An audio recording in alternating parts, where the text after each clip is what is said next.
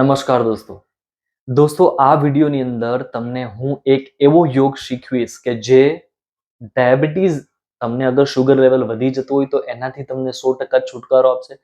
પેટની અંદર રહેલા જે અંગો છે, જેમ કે સૌથી પહેલું તો મેઇન વસ્તુ, આપણે ખોરાક ખાઈએ એટલે એ ખોરાક જાય હોજરીમાં, તો હોજરી એના પછી નીચે જાય નાના આંતરડામાં, મોટા આંતરડામાં, ગુદામાર્ગ ઉપર મળ દ્વારા એ બહાર નીકળે, જે પાચન ન થાય એ. બાકીનું જે લોહીમાં રૂપાંતર થાય, વિટામિન્સ અને પ્રોટીન, ન્યુટ્રિયન્ટ્સ એ બધામાં પેલું થાય, ડિવાઈડ થાય. તો આ એક પ્રોસેસ છે જે મોટા ભાગે આપણા પેટ દ્વારા જ થતી હોય. એમાં પણ મેઇન વસ્તુ છે પેનક્રિયાઝ, એની તકલીફ હોય તો ડાયાબિટીસ કે એવી કોઈ પણ તકલીફ તમને થઈ જાય. આ સિવાય નાનું આંતરડું, મોટું આંતરડું, હોજરી, લીવર, કિડની, આ વસ્તુઓ છે આપણા શરીરને ચલાવનાર વસ્તુઓ છે. અને મેઇન વસ્તુ છે હૃદય. હવે હું તમને જે યોગ કહું છું એ યોગ જે લોકોને હૃદયની બીમારી છે એમણે નથી કરવાનો, બાકી તમામ વ્યક્તિઓ આ યોગ કરી શકે છે. તો સૌથી પહેલા તમારે ધ્યાન રાખવાનું છે, આ યોગ જે લોકોને ગોઠણની તકલીફ છે એ લોકોએ અલગ રીતે કરવાનો છે. જેમને ગોઠણની તકલીફ નથી એ હું અત્યારે જે કહું છું એ પ્રમાણે કરવાનો છે. હૃદયની તકલીફ હોય તો ના કરો, ગોઠણની તકલીફ હોય તો ના કરો. બાકી તમામ લોકો આ યોગ કરો, કબજિયાત મટી જશે, આંતરડા, કિડની, લીવર બધું સ્વચ્છ થઈ જશે, ડાયાબિટીસ મુક્ત તમે થઈ જશો. યોગ કરવાનું ખાલી 5-10 મિનિટ આ પ્રકારના એક યોગ રોજ કરશો તો જીવન સમૃદ્ધ બનશે, સ્વચ્છ બનશે અને સ્વસ્થ બનશે. મેન આ જે યોગ છે એનું નામ છે મંડુકાસન.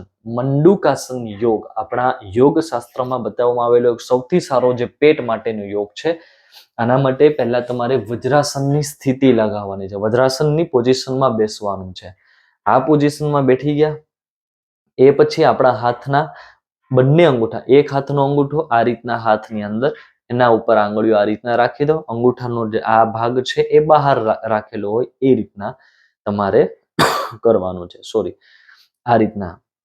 હવે બંને હાથને તમારે આ રીતના મુઠ્ઠી જે વાળેલી છે એને આ રીતના લોક કરવાની છે. આ લોક થઈ ગઈ. હવે ધ્યાન રાખો, આપણી જે નાભી, જે ડૂટી, જે આ નાભી છે, નાવેલ, એના ઉપર તમારે આ રીતના બંને હાથ છે રાખવાના છે. બંને હાથના અંગૂઠા બંને નાભીની, આપણી નાભીની સાઈડમાં રહે અને હાથ છે એકદમ નાભીના ઉપર રહે એ રીતના આ પોઝિશનમાં પહેલા ઊંડો શ્વાસ ભરવાનો અને ધીરે ધીરે તમારે આ રીતના નીચે આવવાનું છે. ધ્યાન રાખો, જમ્યા પછી કે એ રીતના નહીં, નાસ્તો કર્યા પછી નહીં, જમ્યા પછી નહીં, માત્ર ભૂખ્યા પેટે સવારમાં ઉઠીને તમારે આ યોગ કરવાનો છે. બંને હાથ આ રીતના નાભી ઉપર અને ધીરે ધીરે શ્વાસ છોડતા છોડતા આ રીતના નીચે ઝૂકવાનું. 30 સેકન્ડ માટે આ રીતના પોઝિશન હોલ્ડ કરવાની છે. ત્યાર પછી શ્વાસ લેતા લેતા ઉપર ઉઠવાનું છે અને એ પોઝિશનમાં શ્વાસ છોડવાનો, અથવા શ્વાસની કોઈ ક્રિયા વધારે ના કરો તો પણ નોર્મલ રિલેક્સ થવાનું.